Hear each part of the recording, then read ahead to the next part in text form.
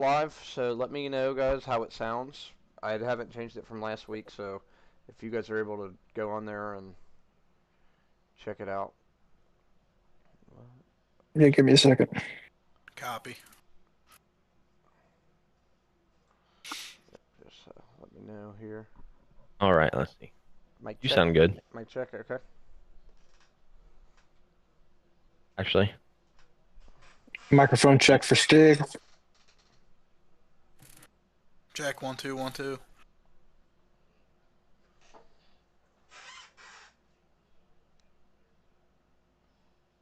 Can you turn yourself up a little bit more, Parker? Turn myself up some. Yeah, just a little bit. Okay. Did everybody And else turn sound Stig good? up. Yeah, turn Stig up as well. Okay. Let me do. And Adam, honestly. So I think everybody I was but the only you. one that sounded good. Yeah, I think I was the only one that sounded good. Y'all all sound a little bit quiet. Test two, test two. I can turn myself up a little bit.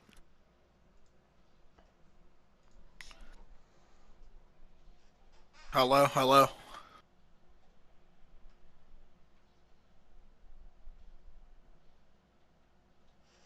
I would honestly prefer us to be a little bit louder than just a little bit quieter. What is it? I'd prefer us to be a little bit louder than a little bit quieter. Are you guys? Do you guys sound good now? I turned everybody up. Uh, Everybody speak again. Check. Mic check. Check, check. I would honestly prefer us to be a little bit louder than just a little bit quieter. Check, check, check. Sorry, I'm listening. Bryce was echoing for a second, but I think he's good now. I think that was me playing it back on my phone. My bad. Okay, got it, got it. Adam sounds good. And Dave sounds good. Okay. All right, yeah, we sound really good now. Okay. Wow, I think this is the best audio we've had ever, probably. That's good. I'm glad because we did some finagling with it last week. If anyone is available to send it in the group chat, we can go ahead and get started.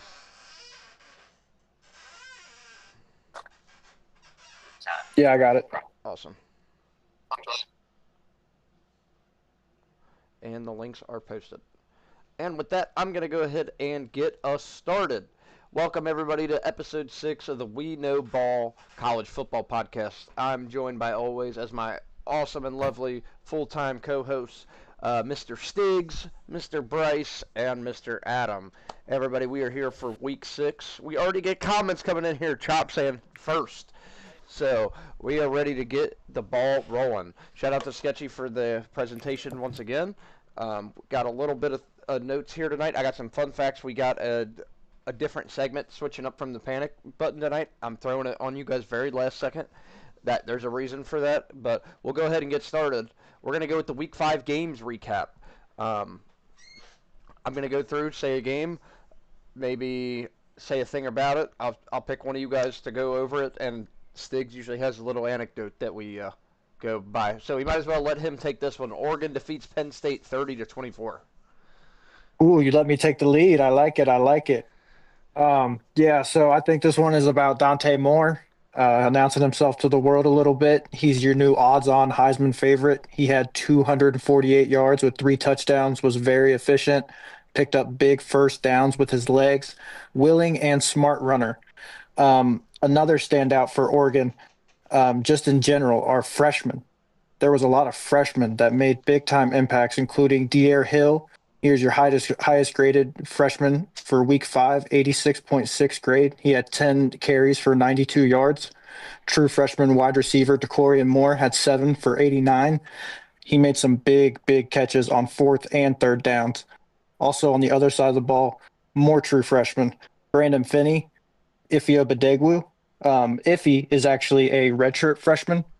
But nonetheless, youth is playing a massive part in this team. Those two I mentioned, Brandon Finney was targeted once, no completions. Ifeoma Badegwu wasn't even targeted. Just an overall elite showing, and also got a shout out Bear Alexander on the defensive line. He was your highest graded defensive tackle for the week, 1 tackle for loss, 2 pressures. Yeah, some absolute studs there. I'm familiar with quite a few of those. We were targeting them, and they showed up in a big way, especially DeCorian. I've been a fan of his so far. And if you haven't, like Dave sent to me earlier, you definitely want to go check out the new video from that Oregon posted. Their us versus them. I was only able to catch the first few minutes of it. I'm going to watch the rest of it later, but Oregon's got the best content game in all college football. Fantastic video. We're going to go ahead and go to the next game. So here we got Alabama takes down Georgia 24-21 here, Bryce. I'm going to let you go ahead and take this one. I got a little note at the end of it, but and Stiggs as well. This was a pretty big game here. I'm pretty disappointed in Georgia. I don't know about y'all, but Alabama coming in, going to Athens, I never would have predicted that. I'm shocked by it. Kalen DeBoer coaching for his job in this game. I feel like, y'all think if Alabama loses this game, Kalen DeBoer's on the hot seat? This is the one that you kind of are expected to kind of lose, not the Florida State game. I don't know if he'd be on the hot seat necessarily. I feel like for Alabama standards, losing 2 losses in the first 5 weeks of the season, it's a little bit different. But they came out and they just totally slammed Georgia. Like Georgia started coming back and keeping the game kind of very, very similar of last year, whenever it was at Bama. If y'all remember that game, Bama took a very early lead, and then Georgia started chipping away, and it came down to the last 2 minutes of the game before Alabama won it. But this game, Ty Simpson had a great game this game. He didn't have any turnovers. He ended up passing for almost 300 yards, 2 touchdowns. He was what Alabama needed for this game. I'm very impressed with how Alabama played against Georgia. Yeah, and this just shows me. I mean, this isn't the same Georgia from the last couple years. I mean, they finished this game with 130 passing yards total. That's not going to do it.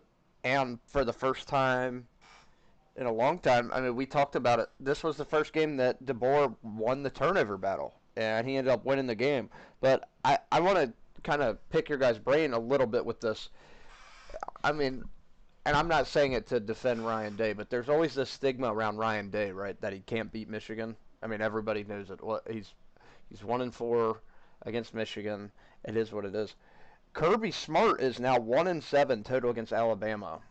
Does he have something with the Crimson Tide that he's not able to win?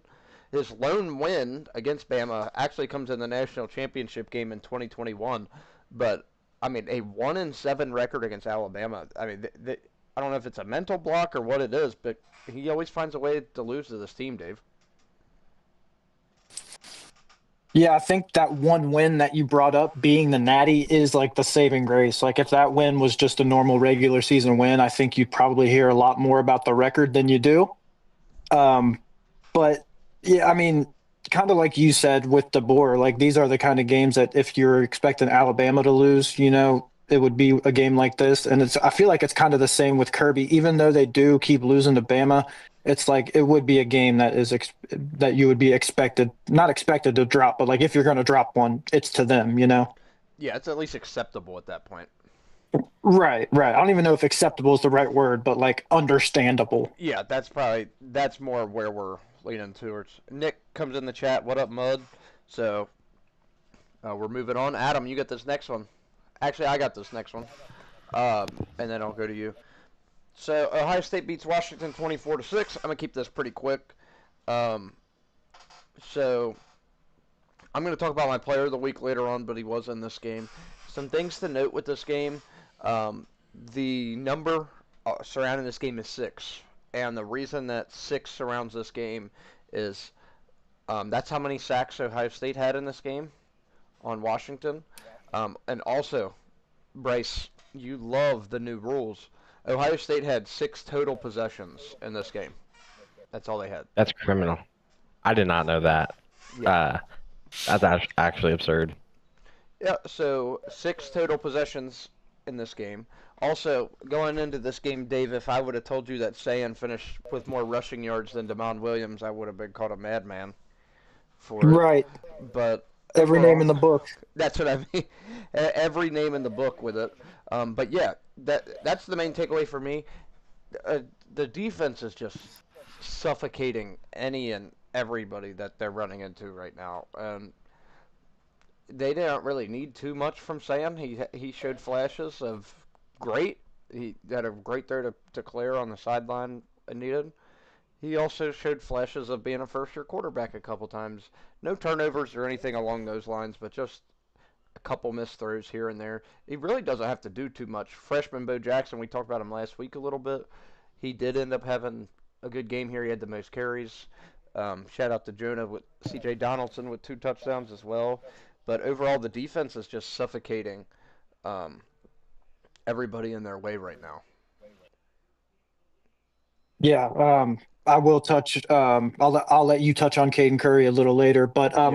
I do want to say Arvell Reese is the best player on that defense, and that is including Caleb Downs. That dude is a freak, even more freak than Sonny Styles. Yep. I do also want to mention Jeremiah Smith looked like he got shot out of a cannon when he accelerated for his touchdown, man. Like, who wants to get Yeah. in the way of that? Like, oh my goodness, insane. And like you said, was saying, he's kind of conducting the offense as he's being told to do so. I think they're kind of being conservative with him, trying to build his confidence up for the bigger games later in the season. I think the playbook will be expanded later on in the year. And to touch on Washington, Jonah Coleman played an okay game, looked like he kind of belonged out there. And Damon Williams didn't necessarily do anything wrong. But like you said, that suffocating Ohio State defense was just way too much. Yep. So they're at 5.5 points right now. That's what they're averaging giving up. Insane. So I will go on to the next one. I'm trying to see if I have anything else in my notes. Okay, so I can say this.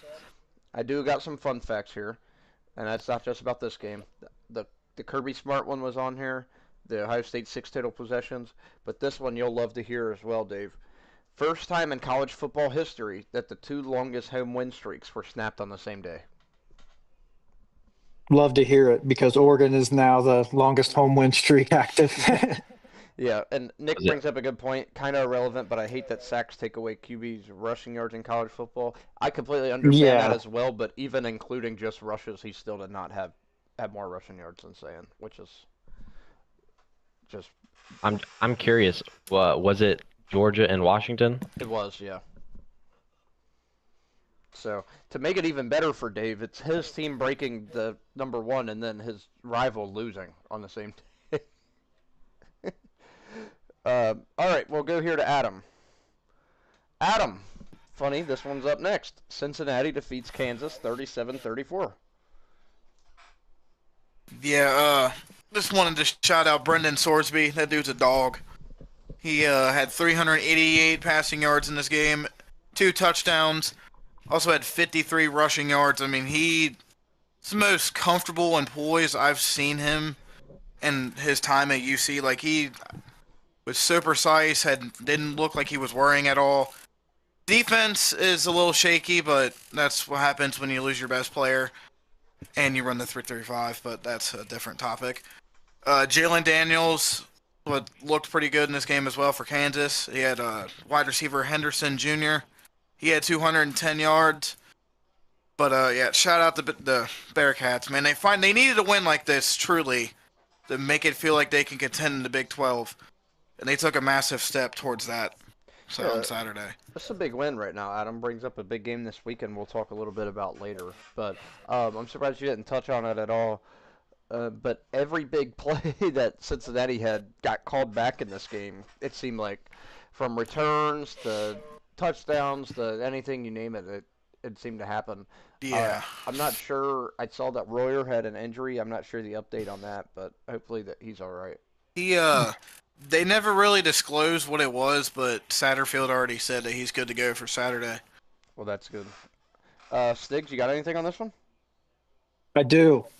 Brendan Sorsby, your highest graded Power 5 quarterback in the country, 92.9. Dude's super efficient. And I just like the way UC looked on the ground.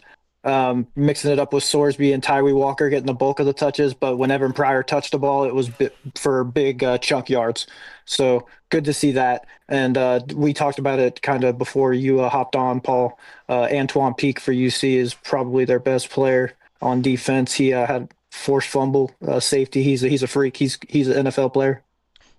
Yeah, huge game. Kind of really determines a lot for UC this weekend. We're gonna get into that later. Um, Stiggs, we'll go ahead here with you. Back around. The score is messed up on here, but Virginia defeats Florida State. Big upset last week. Last weekend. That was on Friday night, so that actual score was 46-38. But Virginia does upset Florida State. We were talking about that before the game. You know, kind of that line looks interesting, like how close it was. Defenses were not very prevalent in this one, but big win for Virginia. Yeah, I'm glad you got me on this one. I have a fun stat about this one. So there's 4 total punts in the game, right? Yep. And the first 3 drives were punts. So every other drive in the game was a score or turnover. Really fun game to watch. And I do want to note, so Virginia is still alive in the ACC. Their loss was to ACC conference foe NC State, but their agreement makes the ACC teams play 10 Power 4 teams, and there was a conflict with NC State. They had to cancel one of their games, and they couldn't get a replacement. So they played Virginia, but it's not a conference game. Yeah, So I saw that was basically like, hey, that's a team you guys want to play, even though we're in the same conference, and they were just like, yep, like we'll go right. with it. But yeah, go ahead, Dave. I'm sorry. No, you're good. I just had 2 more things I wanted to say on this game. Virginia head coach Tony Elliott, he only had 11 wins in 3 years, and he was definitely on the hot seat coming into this year. Didn't really have the highest expectations for the team. So did want to shout him out getting Virginia back in the rankings. Them and Vanderbilt are ranked for the first time together since 1947. Oh wow, yeah, First time, first time for Virginia being ranked in 6 years. So shout out to the Who's. yeah, very much so. And we are getting updates in the chat, as everyone mostly all the listeners probably know that the Reds are in their playoff game right now. Nick comes in and said, Reds bases loaded, no outs, and they get 0 runs out of it. So that's not ideal. Blame Tito. Blame Tito. Typical Reds. So, before I get on here to the segment I want to present to you guys, which I call Trivia Time, so I got another fun fact here for you. This is the last one. Who do you guys think had the worst weekend of teams that won? And I didn't even say won emphatically. I'm going to say it's Notre Dame, and I'm going to tell you why. You guys are probably wondering, Notre Dame destroyed Arkansas. Why would that be bad for them? I went and fact-checked this and did my research on it. So Notre Dame has 6 remaining Power 4 teams on their schedule. Those 6 teams overall on Saturday went 1-5, and the lone win was Stanford over San Jose State, 30-29 by 1 point. Just an absolute brutal weekend for the rest of their schedule and their strength of schedule leading forward. That's my fun fact. Very interesting. Yeah, they're definitely going to have to win out and like look impressive doing it, and hope USC turns their season and starts winning. Yeah, because that's just not going to help their strength of schedule at all down the road, because they're going to struggle to have some good wins. But okay, so here's the difference in this trivia time from what I've done in the past. I want to make it a trivia time altogether. So you 3 are all on the same team. I'm going to ask the question. You guys all come up with answers, okay? Work together on this. This is a 2025 only.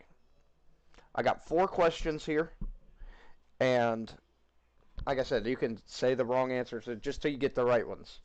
So trivia time 2025. This is the quarter of a season edition. FBS Power 4 only.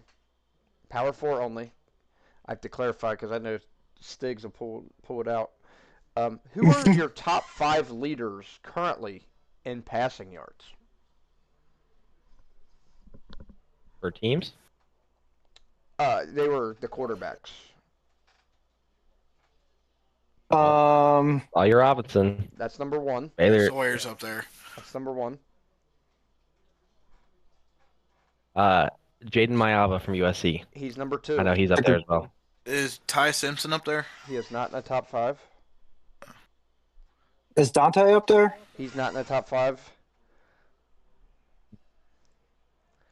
Jalen Daniels. Nope. Jalen might. No, not Daniels. Nope. You guys all know these names. Trust me.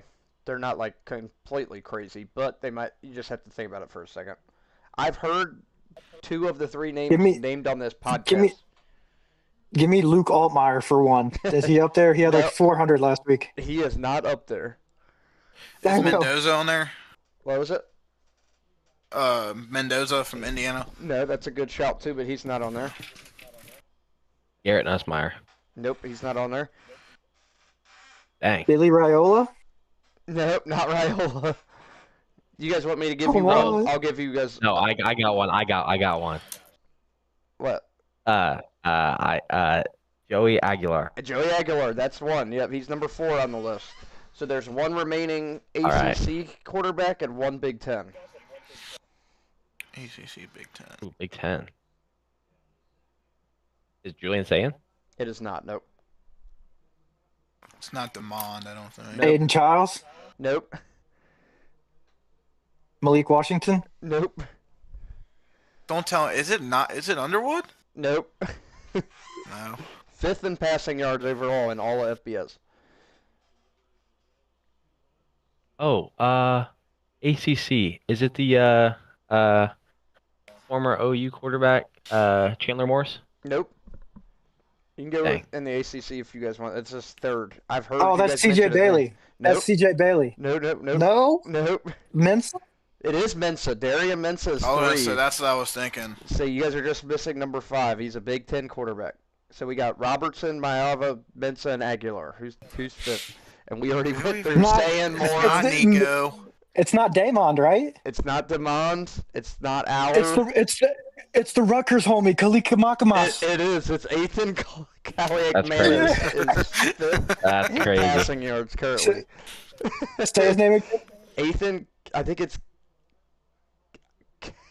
Kaliak Manis, I think. I saw him play like against Ohio State, and I think that's how they were saying it, but I can't say it. But yeah, how crazy is that? He's 5th in passing yards right now. That's That's insane. crazy. Shout out the Scarlet Knights. Yeah, shout out the Scarlet Knights. They had a tough loss to Minnesota last week, but I just wanted to. I thought that was a fun one. Okay, and we're gonna stay with the 5 here. So in order, like, I gotta clarify that in order. Who are the 5 teams with the best betting odds to win the Natty per Bet365? Ohio State. That's 1. Oregon. That's 2. Oh shit. Miami. Nope. Oh. Ohio State plus 500, Oregon plus 550. This next team is plus 700. OU? It is not. Nope. Is it Texas? SEC? It is Still SEC. Texas still. It is Texas, still at 3rd best betting odds to win the Natty. That's crazy. They're So at then plus it's gonna go- 700. Bama, Georgia. Nope. Georgia, Bama. Nope. Neither. Bama Penn is State? 5. Penn State is 4. So it goes Ohio State, Oregon, Texas, Penn State, Alabama. Currently as your top 5. That's Excuse- including the losses. Smoking meth Crazy. That's at the Vegas headquarters. Literally. All right, Losing guys, money. I got 2 more here for you, and they kind of go hand in hand. What unranked team to start the season is currently ranked the highest? According to the AP. Yes, the worst poll ever, but Not Florida State. Georgia Tech. bingo, right on the money. Georgia Tech Oh. started unranked, and they're currently the highest. So we're gonna do the flip side of this for the last question. Nice, Bryce. What preseason top 10 team in the AP poll is now the lowest? Clemson. It is Clemson. You guys hammered Yeah. that right away. Those were good guesses, They're out. Nicholas. I didn't realize you said that. Like he was saying, like Levitt, on that. I didn't see the comments on that. I'm sorry, but yeah, that's it. Clemson's out. Did you guys enjoy that? That was a nice little fun Yeah. topic, right? It wasn't anything crazy. I was waiting for you to do rushing yards, and I was just going, I'm on Hardy. I'm on Hardy. It's like, and yards after contact. That's funny. So we still have buy or sell here. I only got 3 of them this week because I got. We still have age-old questions that I want to be able to talk about. We can kind of buy or sell really quick on these if you guys want. Buy or sell that Oklahoma makes the playoff. Well, Man. look at their look at their schedule. And They have Mateer's to play. injury. Yeah, Mateer could be back by Texas, but even if he is, that's going to be a 50-50 game at best. If you look at the remaining of their schedule, they're going to have South Carolina, which I don't think is going to be a free win for them at all. They have Ole Miss, Tennessee, Bama, Missouri, LSU to finish the season. All teams ranked. They go to Tennessee, to Bama, and they get home with Missouri and LSU. That is a brutal end of the schedule. I don't think it's necessarily because they're a bad team, but making the playoff, I don't know. I just I'll find it very tough for them to make the playoff with that schedule remaining. Stiggs? Paul said keep it quick, but Fake's always got a paragraph to slander Oklahoma. I come I'm well gonna- prepared. I only ask because they're ranked number 5 in the country. Go ahead. I'm going to buy, and it's simply for non-football reasons. It's for Dr. Stephen Chin. That is all. Heisman favorite, Dr. Stephen Chin. Adam. I'll buy it. I think Oklahoma will still make it. Okay. See, that was right on the money there. Okay, here's my next question. Buy or sell?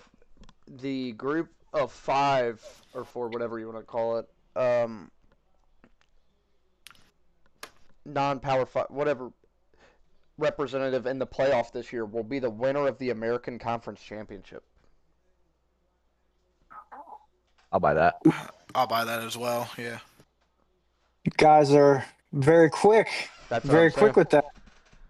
Anyone? Not so American. fast, he said. Not so fast. Yeah, not so fast, my friend. Yeah. There is some teams from there, South Florida and North Texas, And Memphis. and Memphis, but don't sleep on Tulane. Yep. Don't sleep on Tulane. Wait, Tulane's Tulane's in in the there, American. too. Yeah, they're in the American. Yeah, Tulane no, is it- the American. It's coming. I'm about to say. I was just testing you guys. You Yeah. passed. Yeah, we're Navy is also in the American. I don't see another conference that can compete. Like maybe. I was going to say, Mountain the West. American is pretty solid right now. Yeah, They're the American pretty is solid. the best G5 conference. Yeah, it's No doubt. not even close either. I got UC winning it this year. Yeah. Back to back. It's all right, so that's all we'll do for buy or sell tonight. We're gonna go with Stiggs. How about we start with you for players of the week? Yes, sir. Yes, sir. I only got one this week, and he's on the defensive side of the ball. Let me scroll down to my notes. I lost him. Apologies. All good, all good. That is unfortunate. I lost my note, but I do remember. I think I got a bookmark over here. Go someone else real quick. I apologize. Okay, Adam. All right, my player of the week. It's going to be that guy, Brendan Sorsby from Cincinnati. Like I touched on earlier, 388 passing yards, 2 touchdowns, 55 rushing yards. Led Cincinnati to arguably their biggest win in the Scott Satterfield era so far. Yeah, I mean, try not to pick UC player for player of the week level. Impossible for Adam, but I'm It is very, very impossible. I'm just messing with you. He's been good. Like you said, the highest rated. What's it called? The highest rated PFF. quarterback. You got to go with it. Yeah, So, per Bryce- PFF. Yeah, per PFF. Bryce. Jeremiah Love. Jeremiah Love had a combined 130 yards rushing and receiving. He was benched in the second half and had 4 total touchdowns before halftime. He is the player of the week for me. All right, Stiggs. I'll come back to you. Yes, I apologize. I said I'm going to stick on the defensive side of the ball. Texas A&M linebacker Taurine York. He was your highest graded linebacker from the SEC from Week 5. Nothing really eye-opening. 7 tackles, 2 TFLs, and a sack. But when I watched the film back, this dude is a defensive diagnose master. I mean, he is changing the plays. He is changing the coverage. I saw a really great breakdown where he pretty much baited Jackson Arnold into calling a shift in the protection towards his side, and the blitz was actually coming from the other sides, and 2 dudes came free and made a play. So I was just really impressed with how he's moving. I would probably put him in right behind Sonny Styles and Arvell for the top inside linebackers in football. Yeah, that sounds great. Great shout there, by the way, Sticks. I gotta tip my cap to that. I'm gonna go ahead and go with Caden Curry here from Ohio State. And the reasoning behind it, I got a few here to actually back myself up a little bit, so I don't sound like too much of a homer. But how about a current stat right now for you? See if anybody. This is my last fun fact I got listed here. Caden Curry currently has as many sacks on the year as the entire Georgia Bulldogs football team. I'm glad you brought that up. Georgia's 4 weeks in, and they don't have a sack from a defensive lineman. Yep, exactly. That's what I mean. It's been a lot. So he won Big Ten Defensive Player of the Week. Also, a lot of the National Defensive Player of the Weeks, and you may be asking why. He had 11 tackles, 3 sacks, 5 tackles for loss, and 5 quarterback pressures on the day. Overall, was an absolute stud. Me and Stiggs talked about it before a little bit. He's kind of given like Jack Sawyer 2.0, but he's even been more of a force. Great in the run game as well. Special teams guy last year who's just really come to fruition here, and that's why I decided to go with him. Yeah, he was your highest graded player per PFF as well in that game. Really, really standout performance. Yeah, he was all over the place. I think I texted you during that game, and I was like, I want to see what he grades out to be. Yeah, it was honestly kind of low. It was only like 79, Yeah. which I mean is still really good. Like I said, 60 is average. But when I was listening to their podcast, they do regrades, and they're like they're not going to be surprised if he regrades way higher because he was just everywhere. Yeah. Let's go on to the next thing. So we do have upset pick of the week here. So I'm still perfect on the year. I keep on saying it. I don't know how we're still rolling with it, but that's what we are. Let's go ahead and start with Adam with this. My upset pick for this week is the Iowa State Cyclones over my Cincinnati Bearcats. Insane. Insane pick. You know, like I said, I think we made a big step up from, trying to compete in the Big 12. I don't think we're ready yet. I think it'll be a close game. Nippert's going to be rocking, but I think Iowa State wins by like 3.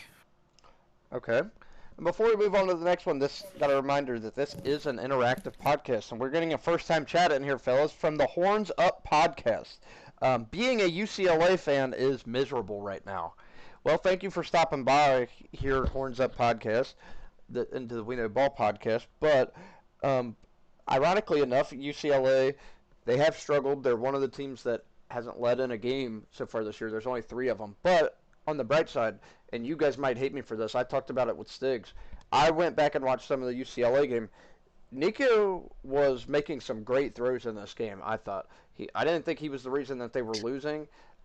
He's obviously a beacon of hate for a lot of people in college football. His dad kind of paints this picture, but Nico made some big-time throws, and he really zips the ball better than probably 75% of college football at least on some of the. He had some big time throws, even in a loss to Northwestern. Stiggs? I'd like to add. Yep, go ahead. I was just going to say, going into the season, I feel like UCLA had a lot of hype. Getting Nico in the portal and looking at who they had to play in the non-conference and their schedule moving forward, it didn't look terrible. I feel like UCLA fans had a lot to look forward to, but ever since week 1, it has just went downhill for UCLA, and it is absolutely miserable being one of the worst Power 5 teams in the country right now. I can relate, by the way. I'm not trying to talk trash on them, but UCLA UCLA ship is sinking, and it's sinking very quickly. Yeah, and we got Nico's college football 26, overalls 88, by the way. And then Horns Up Podcast says, I think if we sign the right head coach, we can get back on track and be a middle tier Big Ten team. Yeah, I'm not sure what all is wrong with UCLA, but I wouldn't put it all completely on the head coach either, because even before that it wasn't great. But yeah, that could be a good start, Stiggs. Yeah, it's not Nico's fault. It's really they just don't have any money, man. They're not, well, they do have money. They're not putting it into the football program, and that's the name of the game nowadays, especially in the Big Ten, man. I'd like to add one more thing with UCLA. Yeah.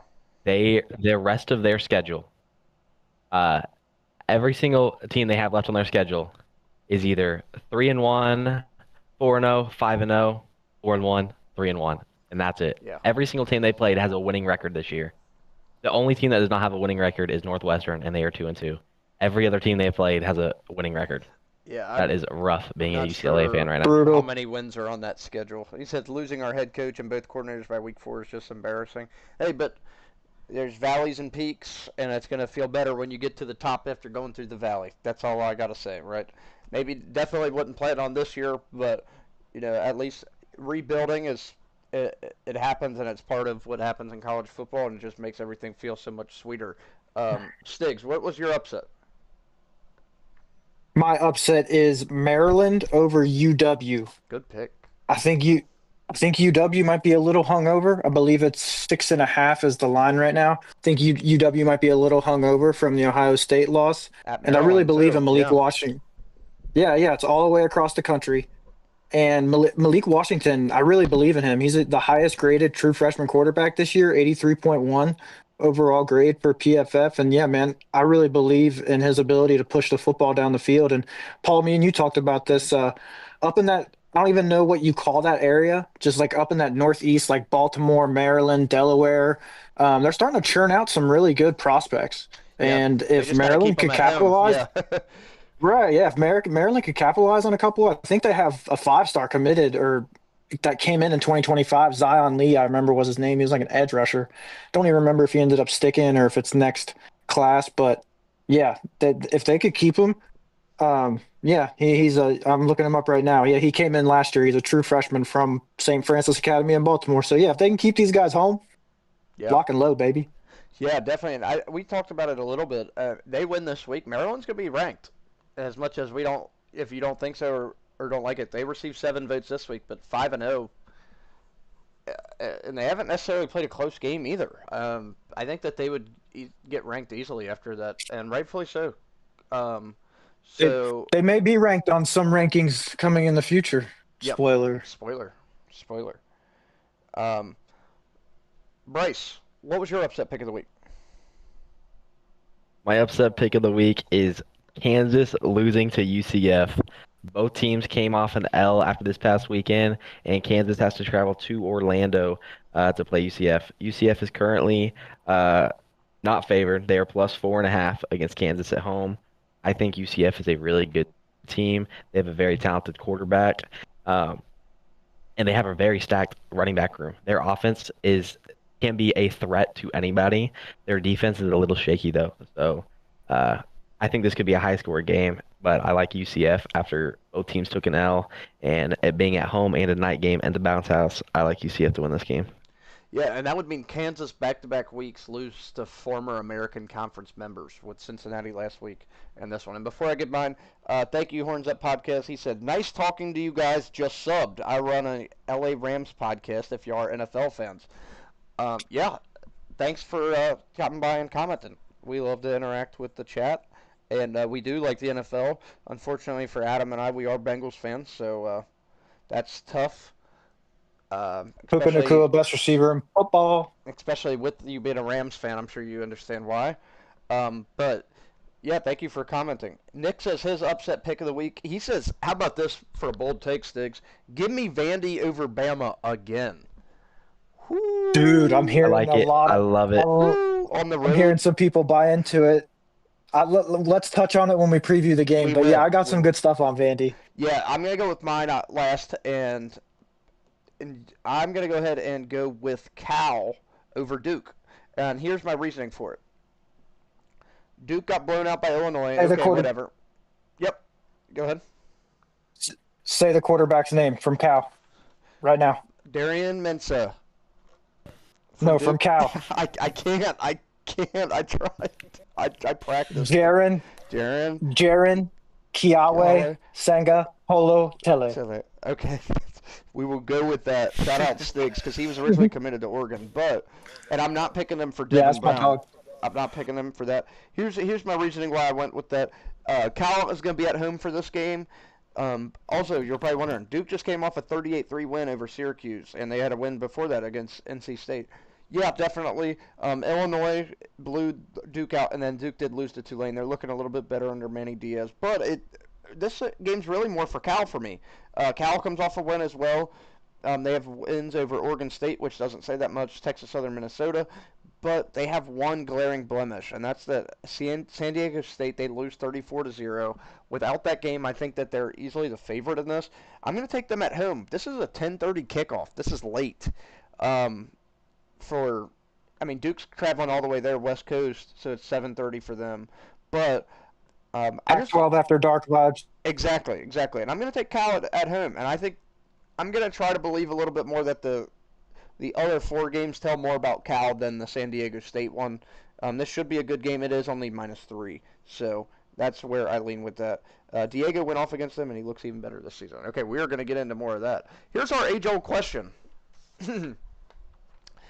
By the way, Adam, you weren't here last week for the first edition of this, but the age-old question. So basically, I'm going to ask a rhetorical, not really rhetorical question, but a question that's pretty deep. It's got a lot of different answers to it. It might even branch off to other questions.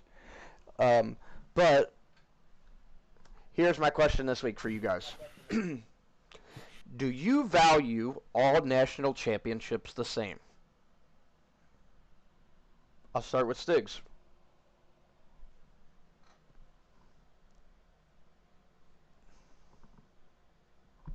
Sorry. You're good. Yep, sorry. Apologize. I was on mute. No, you're good. I'm of the belief that no, of course not. Yeah. Every championship is different.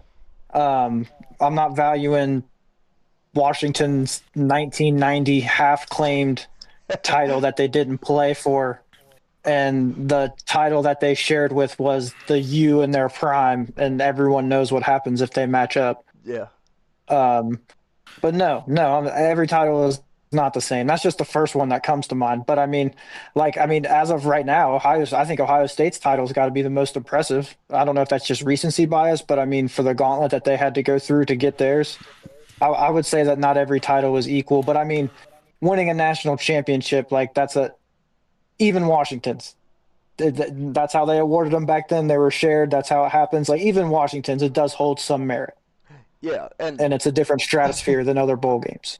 I think so, and so I also agree with you. I don't value them all the same at all, and I think Bryce is going to be on the opposite side of this because of how Oklahoma State did with theirs. But what made me initially think of this is you guys remember a few weeks ago where Auburn out of nowhere claimed 7 more national championships, from what they had, and they just randomly were oh well, 1909 we were the natty. I'm like, what?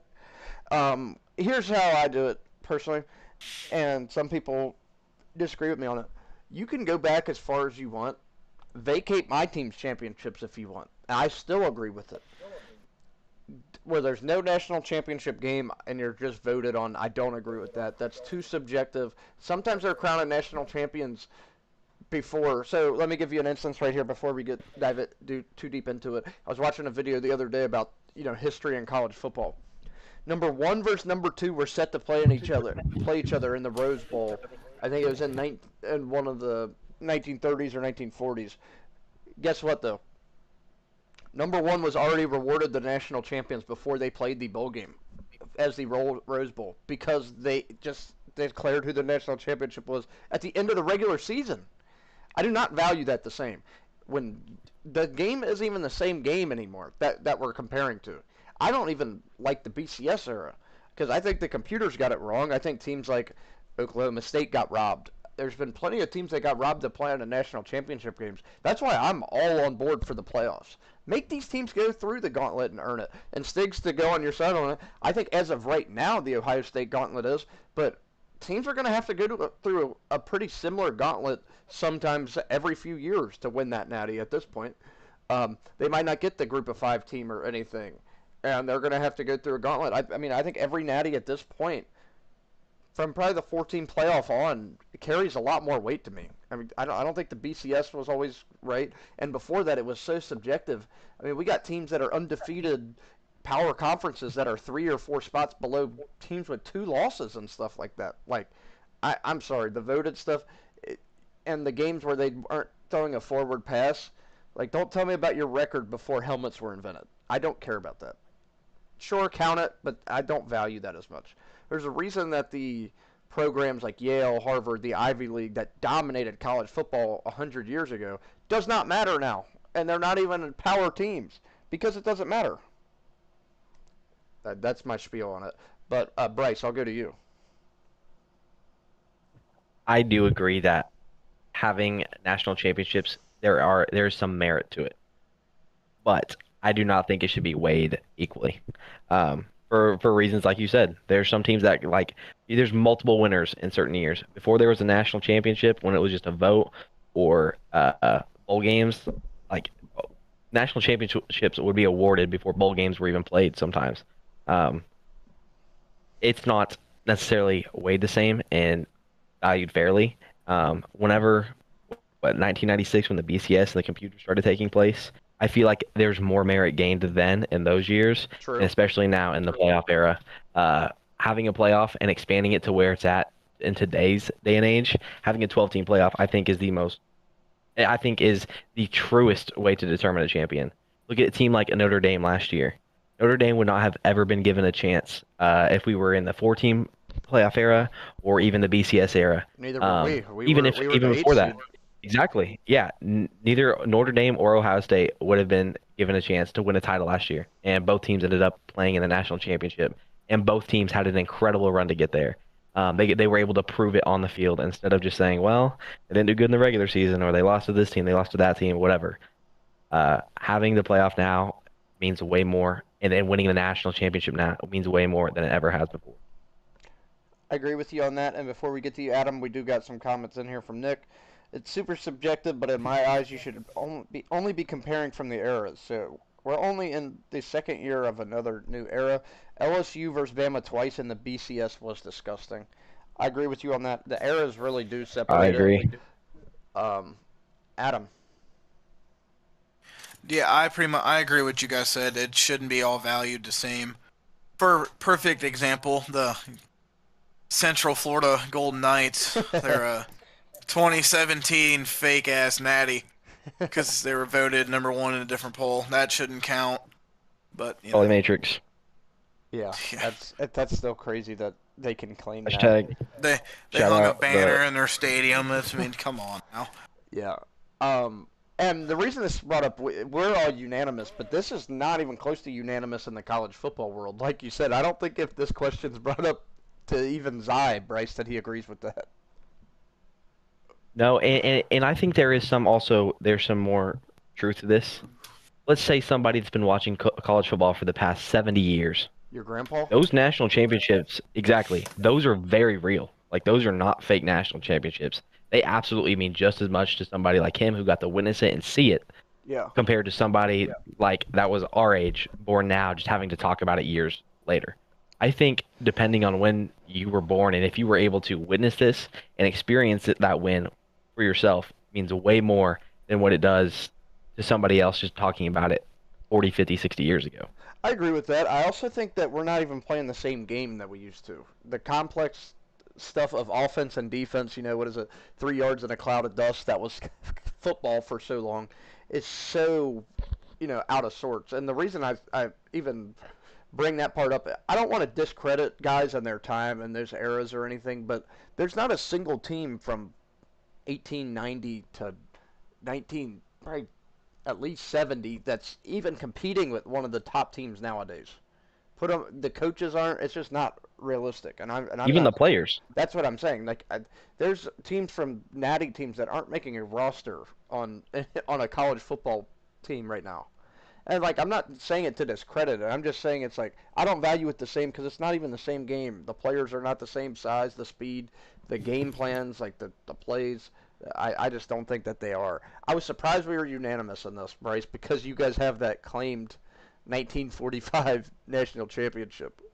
I'll claim it all day, but just because I claim it, like I said, it doesn't have as much merit. I think there's teams that have a certain right to it because there was not a championship game. So, I mean, truthfully, some of the stuff that Auburn claimed, some of those championships, I mean, they would be valid. Just because you get to claim it. Now, I don't think there should be much merit put into them. But some of those seasons that they claimed, I mean, they were like 11-0, like 8-0, 9-0. Like they did not have a single loss on the schedule, and they played good teams. They just didn't. They were not awarded it. They were not awarded by the AP and voted on. So I think there is some truth to teams claiming the national championships, and there's a little bit of merit to it, but I don't think they should be weighted the same at all. No, At least not to today's standards. I don't. I agree with that 100%. But the part I don't really like, and you didn't say this, but I think you brought it up even earlier, Stiggs. I don't like sharing national championships. I don't think that's a thing. Like 1997. Ironically, I bring up that year. You bring up the Washington year. Michigan shared a national championship that year claimed. I don't think there's two national champions. There's just one, Stiggs. Yeah, and then what was it, LSU, Bama? Nick brought it up in the chat. They had a shared natty one year, I believe, in the BCS era, if I'm not mistaken. LSU, Yeah, Southern Cal. Yeah. oh, it was LSU USC. That's who it was. Yeah, Yeah. yeah. Good call. Good call. Bama played But yeah, LSU twice in the same year and ended up playing in the Natty. That's what I think he's referencing. It's a scam. Okay, yeah, 100%. But just to touch on what Bryce was saying, um, yeah, those old fans, like I'm not trying to take away. You can't ever take away a natty, whether it was voted, how it was given. You can never take away a natty from a school or a team. But yeah, there's some egregious claims. One, like to touch on what Adam said, the 2017 UCF should not be a thing. Yeah. Especially when we have a playoff at that in that. Right. We'll go on to the next part here. Stiggs, it's time for your goats of the group. Let's go. Let's go. Quick recap from last week's action. ECU stomped out Army on Thursday night, 28-6. That was kind of a surprising. Army's not looking the greatest this year. The Raging Cajuns, Louisiana, they had a 2 OT thriller versus Marshall, one of their stud players. I will touch on later. It was 54-51, insane game. And Memphis, Tulane, North Texas all keep rolling with wins, keeping their playoff hopes alive. There's only going to be one representative from the G5, so I think it'll be one of those teams like we touched on, most likely from the American. Go to the group. Do want to honorable mention the Hawaii quarterback, Micah Alejado, 35 for 47, 457 yards, 3 touchdowns versus Air Force in a shootout.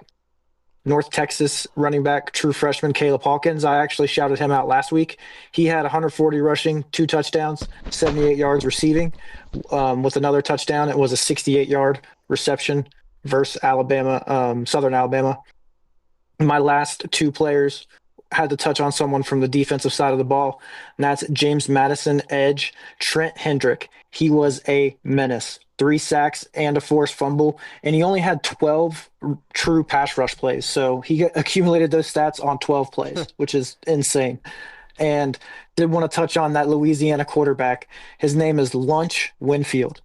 You heard that correctly. His first name is Lunch, and he ate Marshall for lunch. He comes off the bench too. Their starting quarterback wasn't even hurt or anything; he just didn't play very well. So they bring him in. He comes in with 5 touchdowns total, 125 passing yards, 129 rushing yards. Highest graded quarterback out of anyone last week. Insane game from him.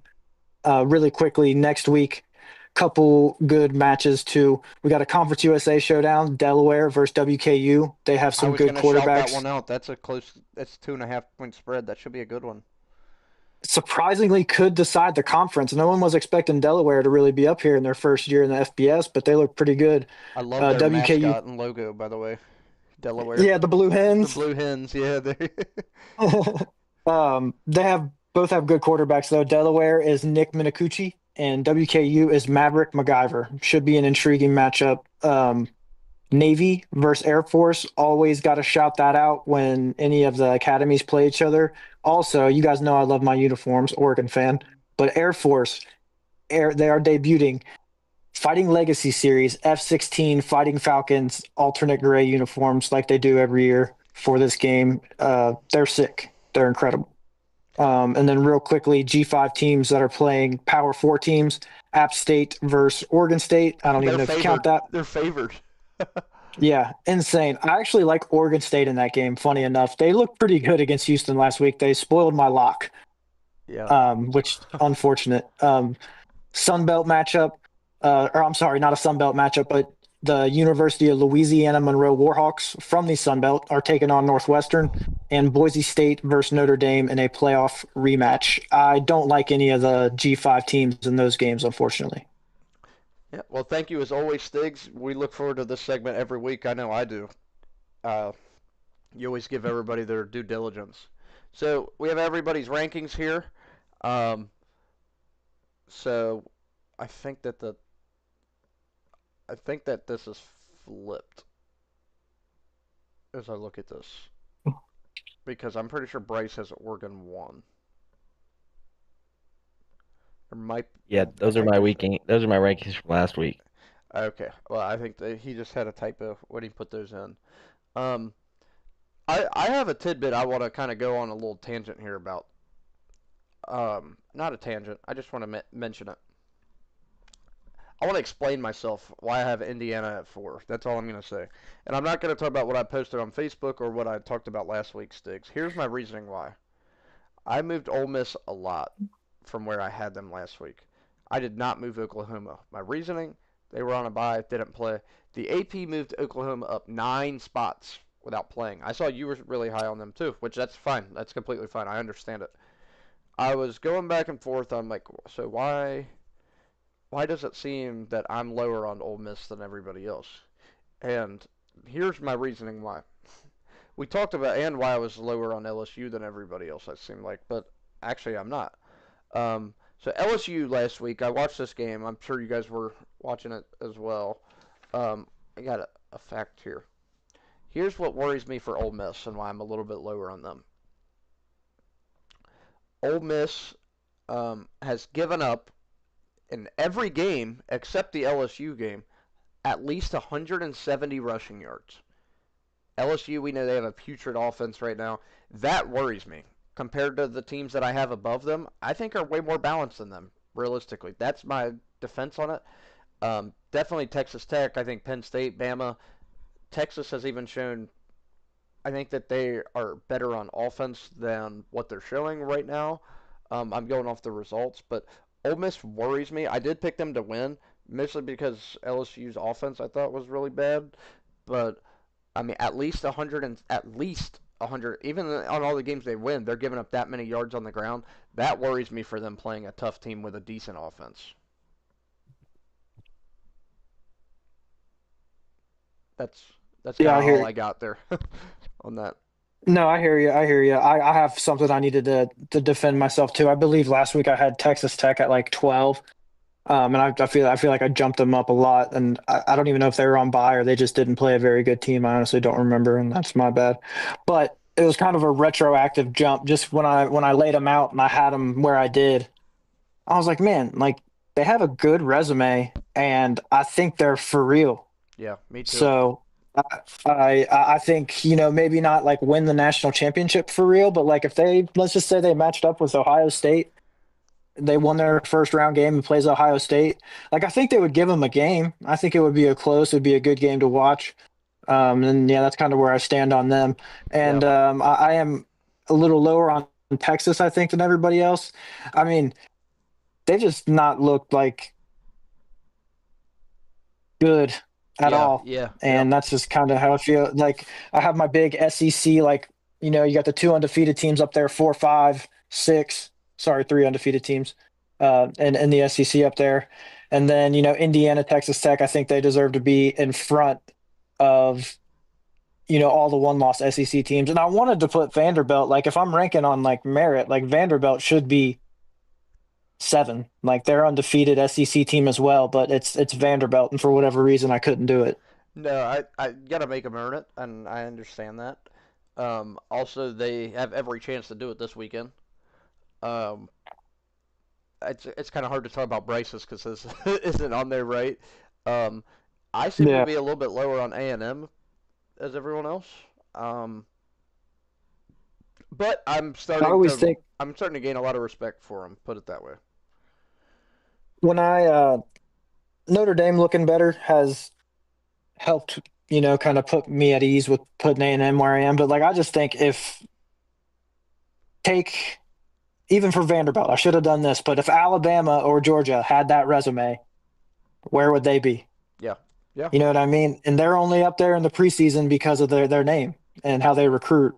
But, they're an undefeated SEC team, and Vanderbilt's kind of been kicking the shit out of everybody, like including Virginia Tech, South Carolina, like some P5 teams. yeah. And Do you think Vandy's defense is suspect?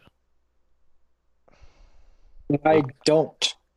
I don't think they have the best front seven, but they have a really underrated secondary. Hear you. Ty Simpson can play really well though Saturday, so that's gonna be a great matchup to look at. I want to point this out though, Stiggs. Funny enough, your number 23 and my number 25 on the rankings. We talked about those two teams pretty extensively, just text wise. I'm high on North Texas, man. Hmm. I think they've earned it at least, I see it.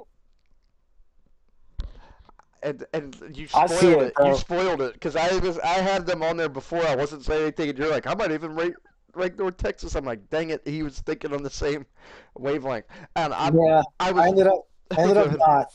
No, No, I ended up not. I ended up and not. But and I feel like Memphis deserves it a little more. they do. I had Memphis also in mind, so I was like, and you still have USF. I think that's where we're flipped.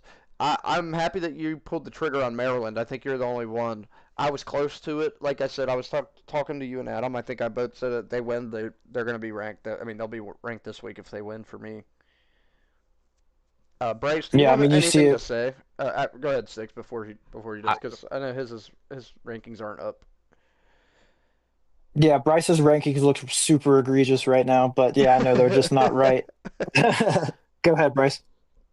I was gonna say we were kind of talking about this before we started, Mhm. but Paul's very similar to me. I had Texas ranked above Oklahoma, and y'all really disagreed with me on that. What is your reasoning, Paul, for why you have Texas ranked above Oklahoma, and why are so highly ranked? Well, I still think Texas is way more talented than Oklahoma right now, and Texas also has the number 2 scoring defense in the country as we sit here today. And what hurts for Oklahoma, I hate to do it to them, but Mahir's injury, I just can't move them up, and I don't move teams on a bye, up or down. So that's kind of why I'm there. I'm still pretty high on Texas, and I'm not just saying it to boost, my team's win over them.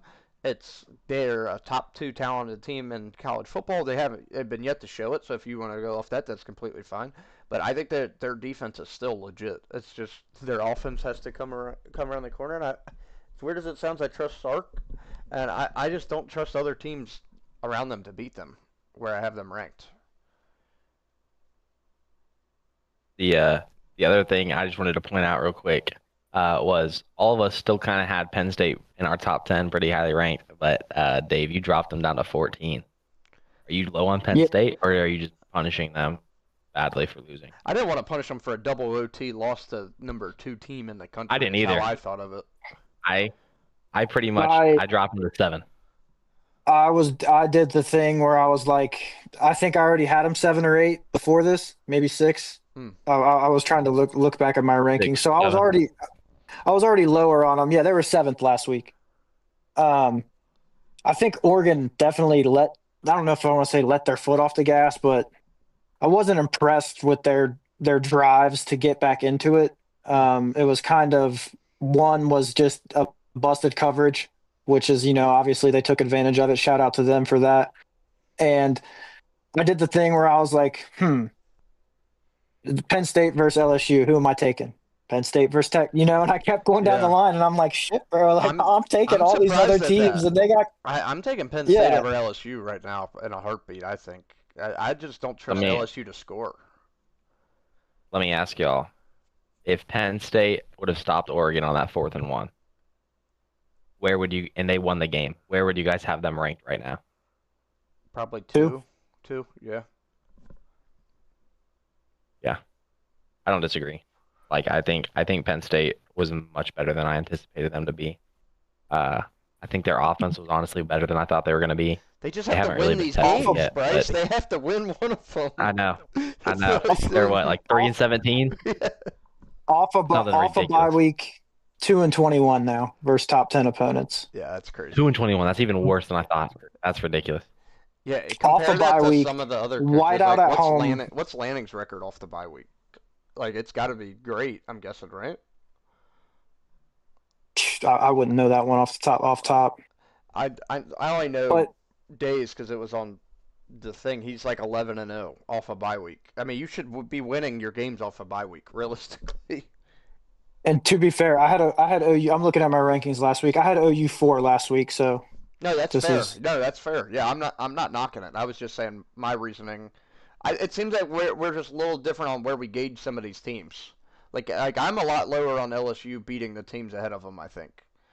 Just because, like, dude, I just cannot trust them to score any points. Their defense is still good, but I just cannot trust them to score points. Adam, you haven't really said too much. Do you have anything you want to put in? Not really. Not really. It's just tough doing these rankings week to week, They man, are tough, man. with They some are. of these. They are. Brace, I know. Do you have anything to say before we move on to the next thing? I know that we're not really looking at yours, so any big movements we're not I able to see?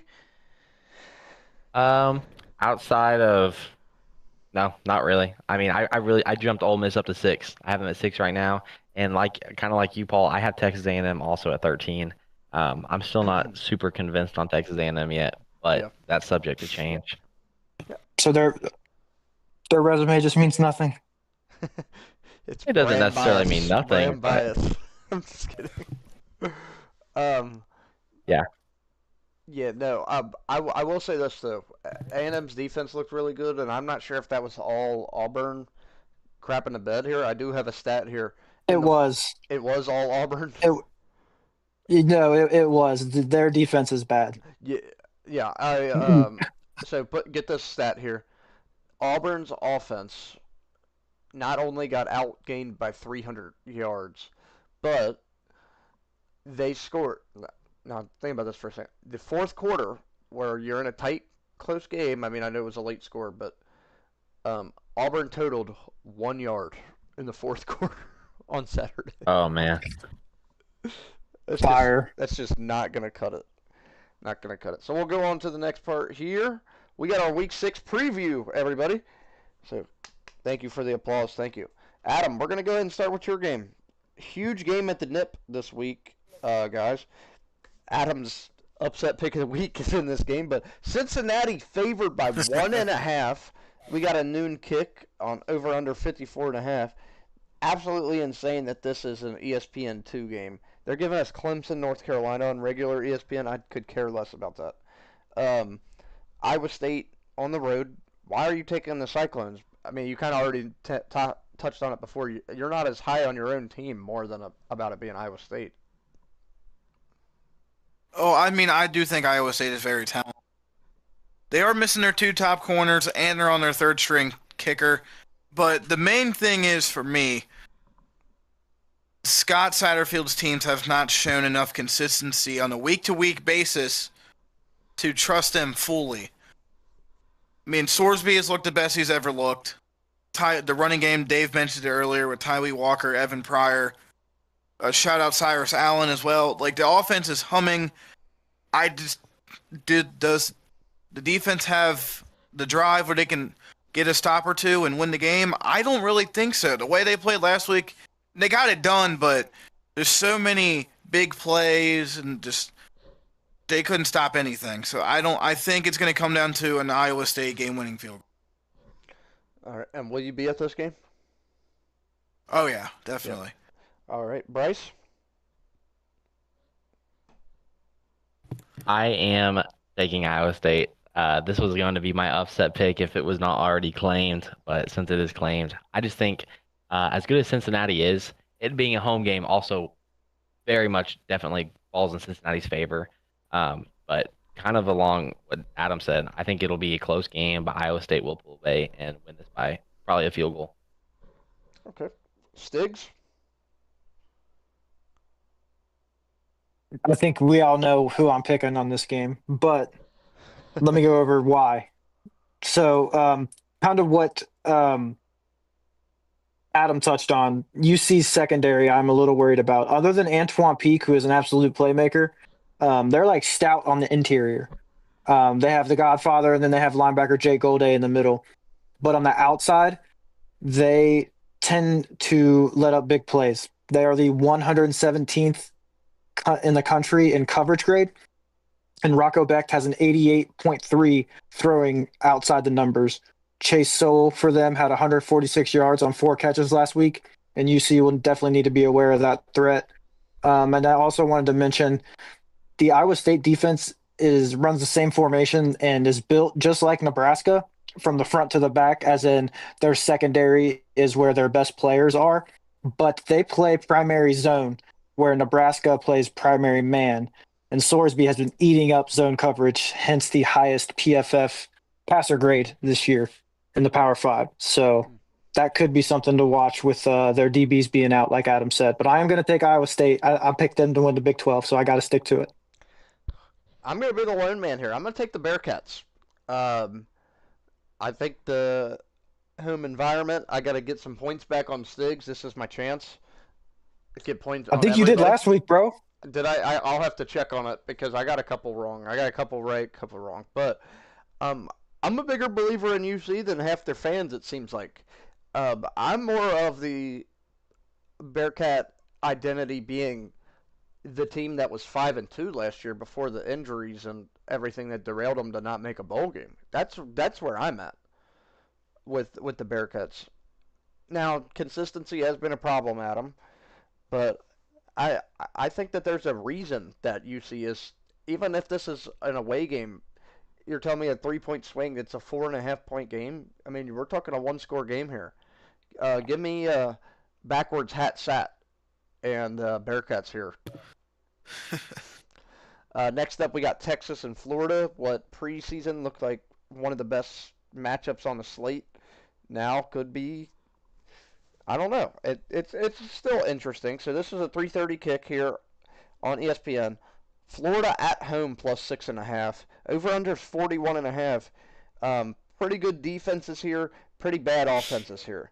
I think that's why we're looking at the line we are. It worries me a little bit. Texas is only 6.5-point favorites, but this is also on the road. So if you take 3 away, it'd be 9.5. It still kind of seems low for a team that's ranked 9th to a team that's unranked and been struggling to move the ball. This tells me that the odds makers still don't believe in Arch Sticks. Yeah, I didn't. If you told me at the beginning of the year that Farmageddon would be happening when Florida plays Texas, I'd say you're lying. Yeah, But this is an Iowa. This looks like an Iowa State game on paper. it does. Yeah, And I think a loss for Texas would mean the panic button being hit yep. for their season. I think what will you touched on their scoring defense. They have been playing some elite defensive ball. Granted, it hasn't been the highest level of competition, but Lagway last year had an over 90 passing grade on deep ball completions, which is passes over 20 yards. He has 0 deep completions of 20 yards over the last 3 games. And the last 20-yard pass that Texas gave up, can you guess that pass, Paul? Carnell Tate touchdown. 100%. Yeah. So they've been locking it down, and DJ Lagway has not been able to push it down the field. Also, Florida has 3 out of their 4 starting defensive linemen that have been banged up. Caleb Banks is the biggest one, big interior defensive tackle. A lot of people are projecting him to the first round. I do want to shout out Cormani McClain. I shouted him out, I think, a couple episodes ago. He's played 65 coverage snaps for Florida. He's only allowed 23 yards and an 82.4 coverage grade. And I touched on it before, but He walked on to Florida last year when he transferred from Colorado. There was some off the field stuff, and he earned a scholarship, and now is earning some playing time and making the most of it. So shout out him. I'm definitely picking Texas though. It's going to be a low scoring game. I'm going to take Texas. I'm going to take them to cover too. Even if they win by a touchdown, they do cover. Um, Adam. Yeah, give me the Longhorns pretty confidently here. It's at the Swamp though. It is at the Swamp, yeah. 3:30 kick. Probably beginning of the year we would expect this to be the night game, but not so fast, my friend. Bryce, Texas at Florida. I'm taking Texas, and I actually think this will be more of a blowout win for Texas. By blowout win, I think double-digit scores. I think they're going to win by 14 to 20 points. Last year, this game was a blowout in Austin. This year, with how Florida's been playing, I honestly don't expect much of a difference. Also, Texas is coming off of a bye week, and they've had 2 weeks to prepare for this game. So I really like Texas to win this game.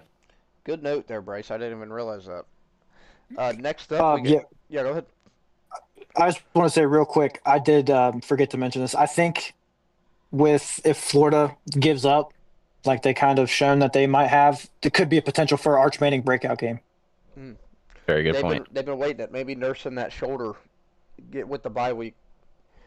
Yeah, true. So we got Vandy versus Bama here, the upset of the season last year. I mean, you think of it, oh my gosh, Vanderbilt beat Alabama, and then you realize, man, I'm not sure how much worse Vandy really is than Bama as the year went on. Vandy just seems to really turned a corner as a program. That being said, though, Bama's here. They're trying to get their revenge. This is a 3:30 kick.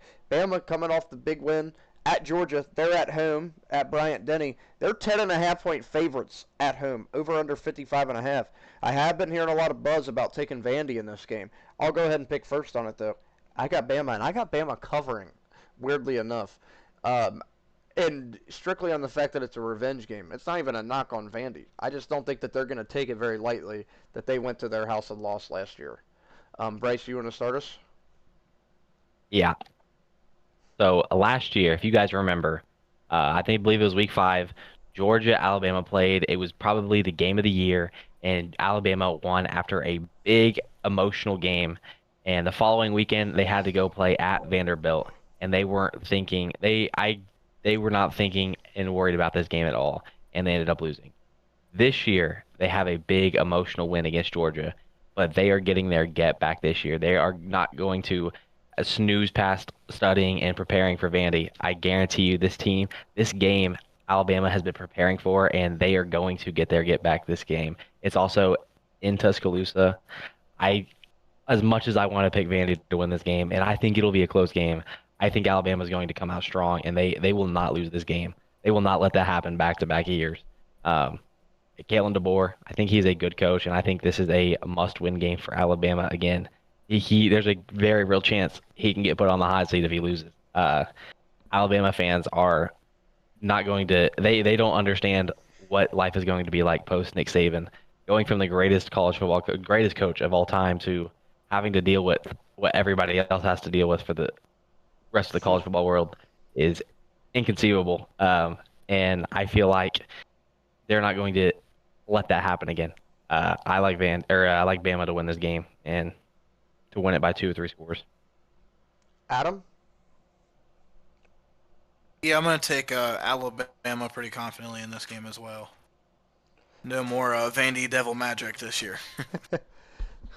Stiggs, theoretically, they are next on the schedule. All right. You guys have all been confident in Bama. I'll run by the numbers, and then let me. I'm still kind of mulling my pick. I can't lie. Yeah. So the Vanderbilt offense, they used to be kind of gimmicky, right? It used to kind of be a lot of RPOs, a lot of motion, ground and pound, and then hit you over the top. But this year, they have some real pass concepts. Diego's slinging it down the field, and they'll punch you in the mouth on defense too. Vanderbilt's not to be taken lightly.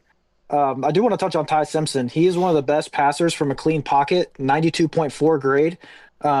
However, 52 grade when under pressure.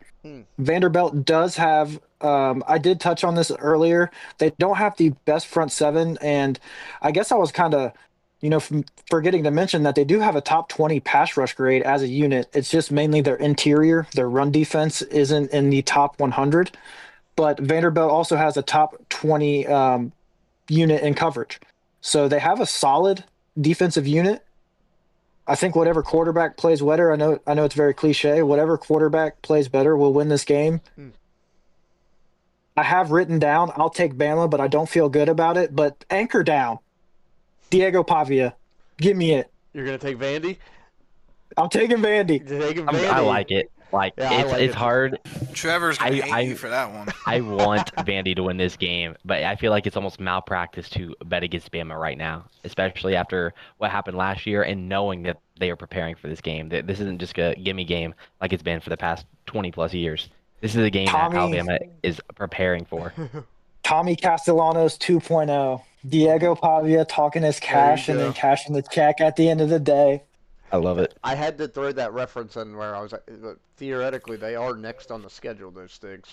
Because I didn't get it. the infamous Vanderbilt clip about how they wanted Bama next and how they were undefeated, and they're like, Bama, you're next. And then Jalen Hurts says in his press conference, he's like, theoretically, we are next on the schedule. And then Bama beats them like 51-3. That's why I was. Oh, okay. I don't remember that clip. That's funny. I just remember seeing I'll that send one. it to you that- after this. It's funny. Yeah. Yeah, definitely. Next up, we got Virginia and Louisville. Who would have thought going into the year this would be a game we're highlighting? But we are. So we got Virginia at Louisville. This is also a 3:30 kick. 6.5 for Louisville at home. Over under 61.5. Louisville still not ranked. Should be a war crime, in my opinion, by the AP poll, who doesn't even watch the games. And I'm going to buy into it. I think Louisville's a better team than Virginia, and Louisville's just a better team than they're getting credit for right now. So, yeah, give me Louisville, Stigs. I also like Louisville. I think it's going to be a really tight game. They have a good edge rushers like Antonio Watts and Cleve Lubin. They're proven guys with sack production. They'll be coming off the edge with a vengeance. Chandler Morris, however, quarterback for UVA, does have a top 10 QB rating in terms, top 10 QB rating when pressured. So am interested to see how that plays out. On the other hand, Miller Moss struggles with the blitz, but Virginia plays a kind of balanced defense and doesn't really blitz at a high level. So I'm interested to see if they change that up. I think Isaac Brown, the Louisville running back, is finally fully healthy. And if he is fully healthy, he's going to be a big, big game changer with his speed. He's a lightning in the bottle kind of player. I'm going to go with Louisville on this one as well. Okay, and Adam? Yeah, give me Louisville as well. For Sat? Just for Satterfield? Yeah, for Sat. Bryce? So you guys couldn't see it, but whenever I was making my rankings, I did not rank Virginia. Even though they won and they beat Florida State, I did not rank them. The team I did have ranked, though, coming in at number 24, was Louisville. They had to come back this week against Pitt after being down 17-0. They came back to win that game 34-27, and they have looked strong this year. They have poise to them. I think Louisville's going to win this game and go to be 5-0 and shut down all the Virginia hype. Yeah, I'm higher on Louisville than I am Virginia as well. Another game that got really interesting after this past weekend. We're going to stay in the ACC for this one. This is the night game, the 7:30 ABC game. I'll be watching the other game, but Miami at Florida State. This is college game day, by the way. Miami at Florida State. Florida State at home, plus 4.5. Over under 53.5 in this one. Very interesting game here. So Doak Walker Stadium, we know it's notorious for being loud at them. Do you think the Hurricanes go in there and get it done? I personally do. You say you do or you don't? I do. You do, okay. Go Canes. So you're a big believer in Carson Beck. FSU, after a big win, that means they're going to drop 2 straight, right? Yeah, of course. All right. Bryce? So this might be a little bit controversial, but I feel like we have to disregard everything that happened with the Florida State-Virginia game. I think that was more of a fluke than an indictment to who Florida State really is, especially with it being played on a Friday night as an away game. This game's going to mean so much more. It could have just been a look at, like, they could have been looking ahead to this game. I'm a big believer in Tommy Castellanos. I think Florida State's going to come to this game, make it a game. If I had to pick between the two, I honestly think it's a 50-50 at the moment, but I will take Florida State to win this game. All right, way to switch it up. Stiggs? Man, how cool would this game been if Florida State didn't lose last week? Right, yeah. Would have felt like one of those Miami Florida matchups, Florida State matchups from back in the day. Yeah. In my opinion, the Miami defensive line versus Castellanos is going to be the key. FSU, I'm a little worried about their offense. They like on the numbers, it looks really good, but when you watch them, it's like it's the Gus Malzahn scheme that's running. It's not like they're being physical with the defensive line that's ahead of them. And Miami is the most physical defensive line in the nation right now. Carson Beck did struggle throwing the ball against Florida a little bit. I'm hoping that was chalked up to a rivalry game and kind of the style of the game, and it was downpouring. He was 1 of 7 on throws past 10 yards, so I'm anxious to see if that was just a fluke in another rivalry game. I've enjoyed seeing him bounce back, so I hope that Miami gets this win, and I'm going to pick them.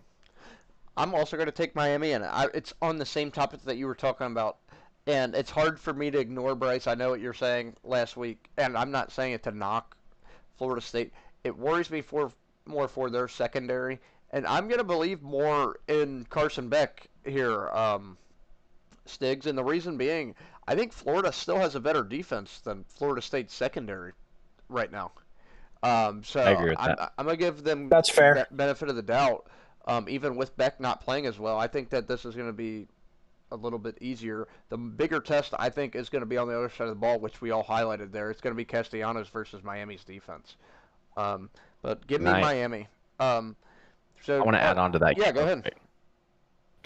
So Florida State is currently averaging 600 yards a game of offense, but Miami is currently only allowing 11.5 points per game. I think this is what's going to make the game. Florida State's offense versus Miami's defense. Florida State is running the ball for an average of 336 yards a game. That's just running. Miami does beat them in the passing game, 270 to 263. And I think Carson Beck and Miami's offense will be a big test if they can't get the ball going. They can't get it moving. I think Miami will struggle in this game. I do think they're going to slow down Florida State, but I think the highlight of this game is going to be Florida State's offense versus Miami's defense. It's going to be, I did not realize until I started looking it up, but yeah, they're legit. It's going to be what I like to call an identity game. And what I mean by that is it's going to be a strength versus strength of both unprovens. What's going to prove to be better, FSU's offense or Miami's defense? We'll be able to tell on Saturday. If Florida State goes out there and gives them 40 ball, then we're going to know a little bit more about Miami's defense than what we're led to believe right now, because we're riding off the coattails of them playing Notre Dame and those other teams. And then on the flip side of it, if Miami's defense comes out here and shuts down a team that's scoring 600, having all these yards a game, I'm going to feel a lot more believing in their identity, Stiggs. Yeah, I just wanted to touch on. I'm picking Miami. I think they'll win, but I do believe if any offensive coordinator could out-scheme a defense like this physical and this good, Gus Malzahn could come out with a quick game plan like, hey, we're just going to get the ball out of the quarterback's hands, run it to the outside, not feed their big dudes. Yeah. They could do it. Definitely. And we're going to go to our last game here, which this spread is very interesting. Mississippi State 4-1. This is a night game on SEC Network. Mississippi State at Texas A&M at Kyle Field. Mississippi State 4-1 at 4-0 Texas A&M. This spread is currently Texas A&M minus 14.5.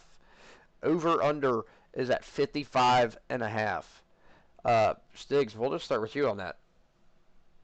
Yeah, I love that you give me Mississippi State, man. Anytime I get to talk about my dude Fluff Bothwell, we can talk about him. Yeah. He is their Mississippi State's power running back, man. Dude's a freaking beast. He's averaging 5.8 yards per carry, 6 touchdowns, and over 100 yards his last 3 games. Mississippi State secondary is also very underrated. They got the 13th best coverage grade in the country, but they've shown a leaky run defense when they played ASU and Tennessee. So I'm thinking that A&M might want to take the Mississippi State approach, which is power run to set up the pass. A&M has a really good duo, Le'Veon Moss and Ruben Owens. I think that's going to be their best route to victory. But I think Mississippi State's going to cover, man. You said it about the spread. I was going to ask you, what is your opinion on that spread? Yeah. This is my lock. This is my Yeah. lock of the week. Mississippi State plus 14.5. So I think that they will cover. I mean, they played Tennessee tough. They beat ASU. I mean, they're a good team, man. They're a really underrated team. I don't know. Malpractice on my part for not knowing their coach's name off the top of my head, but shout out to that guy because he is getting that team ready to go. Yeah, It's Oklahoma's previous offensive coordinator. it's Lovey, isn't it? Oh, Levy, Jeff Levy. Yeah. Jeff Lebby. Yep. Oh, nice. Hell yeah, good for him, dude. He I was getting like a that lot guy. of he was getting a lot of hate last year. He was. Yeah, I mean, you see what his quarterback Yeah. is doing now, Yeah. and it suddenly becomes a lot clear. Hey, but shout out Yeah. Levy though. He's got those boys humming. They were in a tight game last week with Tennessee. Yeah, dude. I Shout out found it him. very interesting that I don't know if you guys knew this or not. Blake Shapen came from Baylor. He is Mississippi State's starting quarterback right now. I think he's in his 6th-year senior. Rock Ollie solid Robinson too. Started his career at Mississippi State. So both Baylor and Mississippi State has flipped quarterbacks, and they're both starting for each other's school. Oh, nice. They're both balling. Yeah. Also, I mean, shout out Marcel Reed. He's a difference maker in this game. I'm gonna go with A&M here. Bryce, are you gonna take Mississippi State or are you gonna go with A&M? I'm gonna take A&M. I do think Mississippi State covers the spread, though. That was going to be my lock of the week if Dave did not already call it. So I do think Texas A&M is going to win. They're a little bit stronger, but Mississippi State will keep this game close. I think they're going to play them tough. And Stiggs, you did pick A&M to win though. Yep, I'm Okay. taking A&M. I'm taking A&M and Mississippi State to cover. All right, sounds great. Adam. It's the same thing as everybody else has been saying. A&M wins, but Mississippi State covers. Okay, and we'll go ahead with that. So that is Stig's lock, and we didn't say our locks. So if you want to go ahead and say yours, Adam, what is your lock of the week? I took Michigan minus 16.5 against Wisconsin for the simple reason of I love a good Luke Fickle hate watch, so why not have another one? Yeah, that is at the big house as well. So we got Michigan minus, you say 17.5 or 16.5? 16.5. 16.5. Okay. Bryce, what's your Adam's lock of the so week? consistent. Yeah, he is. Love My it. lock of the week is Texas Tech versus Houston. Hit the over at 51. Okay. I think both teams are going to be excellent. I think Houston will keep this game very close, and this is truly Texas Tech's first real test, in my opinion. They did play at Utah, but I'm much more lower on Utah than I am on Houston. I think Houston's kind of underrated right now. I do have them ranked in my top 25. I think this could be a sneakily good game for the weekend. I do think Texas Tech's going to win, but hit the over on this. This will be a high-scoring game. Okay. And my last one here. I'm going against Dave's beloved Roadrunners here, but give me Temple plus 6.5 at home against UTSA.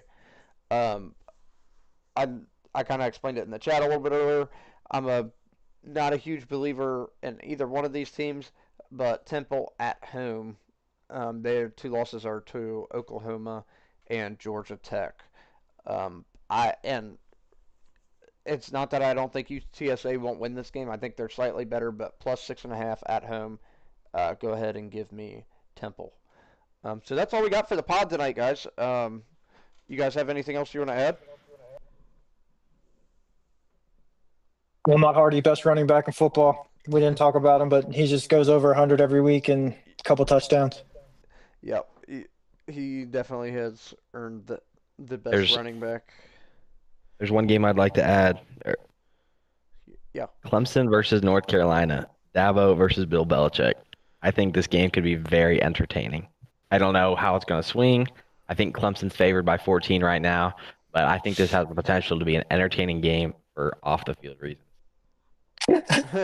post post conference post match. Oh God, what am I even trying to say? The conference. Yeah, I can't talk. You know what I'm trying to it's say? past your bedtime, Stiggs. It's Yeah. yeah.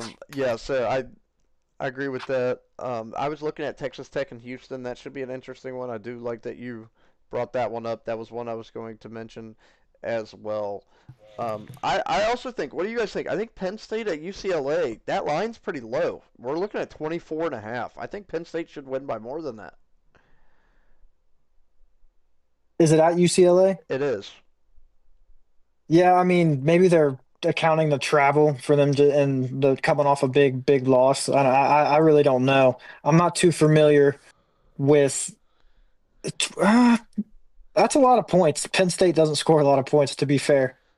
Yeah, I'm pretty low on UCLA as well. We didn't even talk about your game at all, Bryce. Are you just giving up, or what's what's going on right now? So last week or this past weekend against Baylor, you mentioned earlier talking about teams that kind of feel like even though they won, they lost.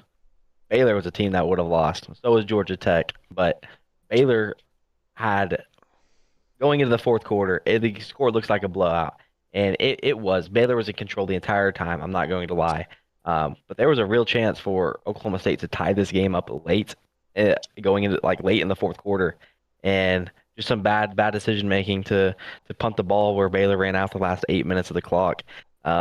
Oklahoma State was actually kind of in this game. They had an offense. They looked like a completely different team. That was very exciting. I think this weekend, getting a 2:30 kick against Arizona, this game could also be exciting. I think it'll be high scoring, lots of passing. Um, Spread on that game is the same as Baylor's, -20.5 for Arizona. I think there's a real chance we cover it. We covered against Baylor. I would not have. I would have bet against us. I would have bet Baylor -20.5, but I would have lost. So there's definitely some momentum moving forward for the program. Some hope that I have not had in a while. It feels good to see some progress again.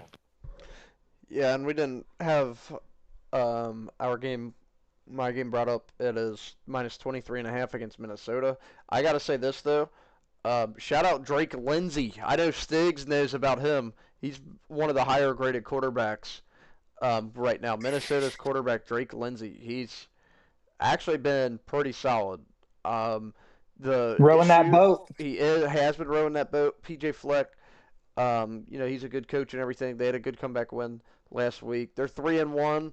I don't think Minnesota's terrible by any chance, but I will drop this stat on you. Minnesota predominantly plays a cover one with the one high safety.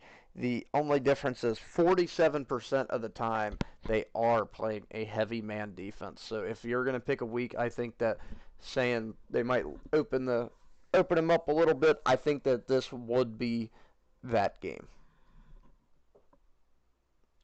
So that's all I got to note on that. I will say thank you to everybody for joining in on the podcast. Sorry for a little bit later start tonight, but the viewership has been great. The comments have been great. We had new people in here tonight. Thank you guys. And you guys have anything else to say? Folks. Bucks on bye week. We chilling, baby. Yeah. Oh, that's a good week. It's a good week. Adam? College Yeah. football on a bye week is way different, way better. I know, right? I just can't wait to eat some food, watch There the you ball. go. Yeah. Adam? Yes, sir. Let's go Bearcats, baby. All right, and I will say go Bucks.